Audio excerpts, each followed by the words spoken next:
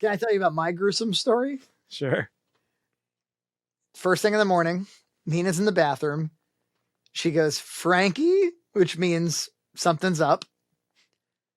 Because normally, I don't know, she'd either come in and get me. She goes, can you look at something? And I'm like, what? Did you take a big dump or something? Are you proud of it? I mean, I've felt proud of a dump before. And she Nina, goes, come in. Nina. And we congregate at the window, and she points out to the plate that we have a playground in the backyard with wood chips. And she goes, that's like a dead deer out there. And it was this like little 50-pounder, not just dead, like torn to shreds. Like was like a coyote got it or something? Yeah, well, that's the assumption. I mean, it so gruesome, EJ. Its neck completely snapped 360, tongue out, gizzards strewn all across. Like with if you walked up to it, like the full skeleton, and we both were like, "So what do you do?" And she's like, "I guess I'll call mass animal control." So she does, and they go, "It's private property. Like, there's nothing we're going to do about that."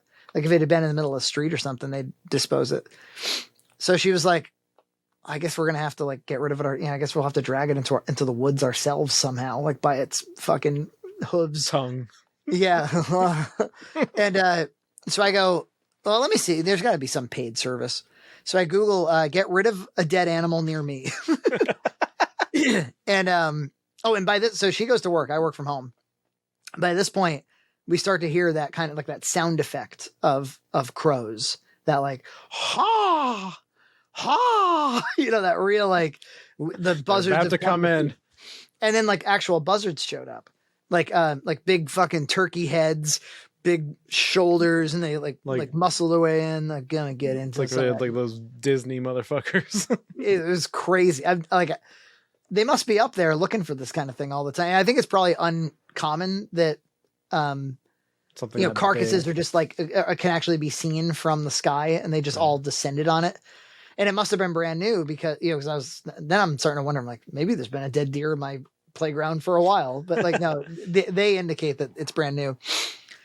So I get on the phone with this, like I call this guy, he doesn't pick up, he texts me back, he's like, I'll get back to you in a second. And I tell him the situation, and he goes, oh well, he goes, best I can do is I'd have to we can't like dump it anywhere. So the best I can do is I can put it in my backwoods, like on his private property. And, so it'd be a paid fee for me to do that. And I was like, all right, whatever. It turned out to be $220. But I'm thinking like, I don't want a carcass in my backwoods for more crows and more coyotes. So he comes over, gloat it out and see it. He had just been fishing out squirrels from an attic nearby. And he's like the wildlife man. He sticks on his gas mask, starts marching out there, and he goes, holy shit, this thing was murdered.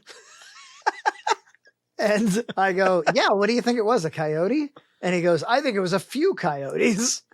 Like, imagine this poor thing, like these 3 or 4 coyotes just ripped it to pieces. It's terrifying. Well, I lived with my wife's parents for a year when I was like in between getting a house and Boston, and they lived closer to the woods, and at night you could hear the coyotes when they're circling a prey. And I think it's what it is. It's like a mother teaching her kids how to like massacre stuff, because wow. and they have like a jackal like laugh, and they're like, so they're like circling this thing, and it's like and they're so loud that you like wake up and you're hearing this demonic coyote laughter. It's really frightening.